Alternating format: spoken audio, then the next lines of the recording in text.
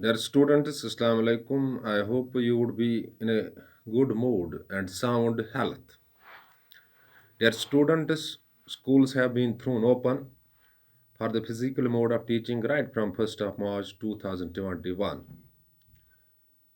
But one bad thing is going on, that is the deadly COVID-19 infection is still moving here and there. Yesterday, more than 25,000 people in India were declared as COVID positive patients. So, wise move is that you have to attend schools regularly with all SOPs in mind. You have to follow them in letter and spirit so that this deadly virus can't affect you. It is through the human contact that this virus catches you. Their students' life should be given the first priority over the rest of the things. When life is there, everything we obtain in life or we get in life when life is there. Their students of class 12th, subject political science. Today we are dealing with very important topic. In your political science chapter Cold War, what is the relevance of non-alignment moment? Dear students, after the end of Second World War, you might be knowing that world got divided into two opposite blocks. One block was headed by former USSR and another the United States of America. There remained a tension between the two giant states over supremacy right from 1945 up to 1991, and this tension in the world history or political science was called Cold War. It was just ideological war between the two, or the war of talks between the two, and finally this war came to an end in 1991, and the bipolar world changed into unipolar world, or we can say to some extent, the race of supremacy in the world ended. But what is the non-alignment moment? Non-alignment moment was simply a foreign policy of those countries which gained independence after the end of the Second World War, and the world scenario was quite different when the most colonized nations of the world got freedom. The world was divided into two opposite blocks, and they were like a magnet to attract more countries to join their military aims. But non-alignment policy was hit by some pioneers not to join the military aims of the both the blocs. So we can say the non-alignment movement was hit to safeguard the fresh independence of newly independent nations and to tackle the Cold War. So during the Cold War, these countries did not join either of the two blocs. Their military aims were not to join. They kept themselves aloof from this Cold War politics, and it is the non-alignment policy, or we can say it is a non-alignment movement.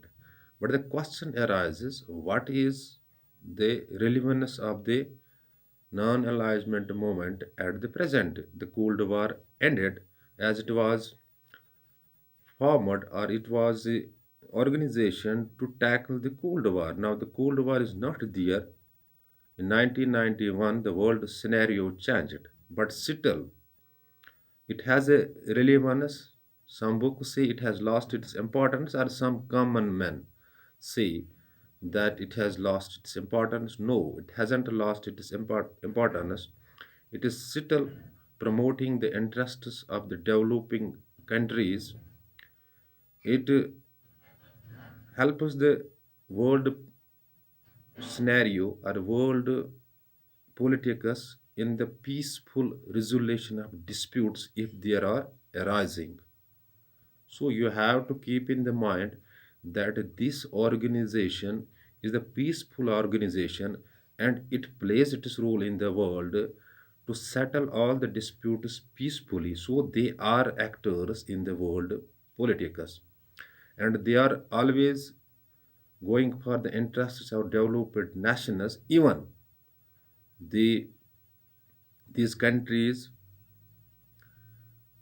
go for the interests of underdeveloped nations and tries to build South cooperation. And South is a term used for the underdeveloped countries. So we can say in the international politics, the non-alignment movement is still playing its role. So it has relevance today. Dear students, I am repeating the things for you. The question here is what is the relevance of non-alignment moment? First of all, you need to know what is the non-alignment moment. Non-alignment moment or it is a policy, foreign policy of those countries which gained independence after the end of Second World War.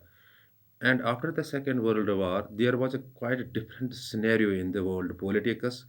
The world was divided into two opposite blocs. One was headed by the former USSR and another the United States of America. There was a race of supremacy in the world and tension from 1945 to 1991 is called Cold War in world politics.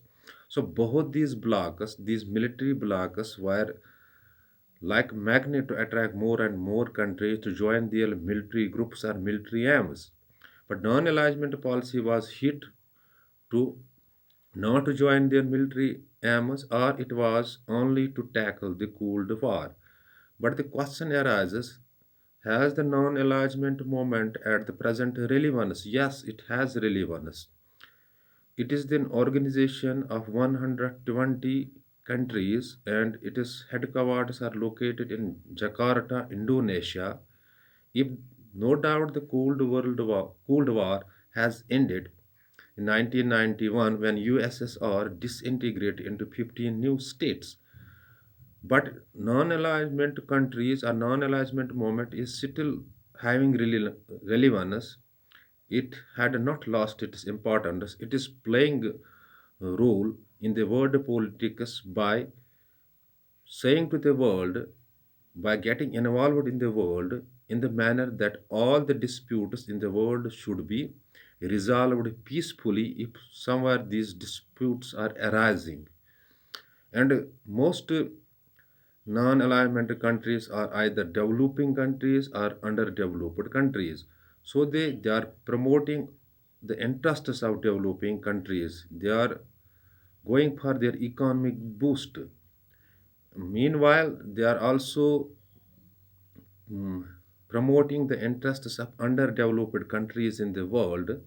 They are very good actors in promoting South cooperation, and South is the term used for the underdeveloped countries. So, dear students, we can say we can conclude like this: the non-alignment movement that was started to tackle the Cold War in the world politics or world history or in the world scenario, it has not lost its importance. It has still relevance by promoting the peaceful means in the world, or we can say by promoting peace in the world. They always are the actors to promote peace. They are promoting the interests of the developing nations, developing countries, or even they are promoting the interests of underdeveloped nations. They are, they are promoting the cooperation between or among the underdeveloped nations, that is the South cooperation. So we can't say it has lost its importance, it has still its relevance, it is playing its role in the world politics, a peaceful role, mm, promoting the interests of both the developing countries and underdeveloping countries. Dear students, hope you might have grasped the concept. In case of any query or confusion that may strike your mind after watching this video, you can call me on 7006671106 or WhatsApp me on the same number. And when you forward your query by any means, by calling, by WhatsApping, within short duration of time, your query or confusion shall be cleared.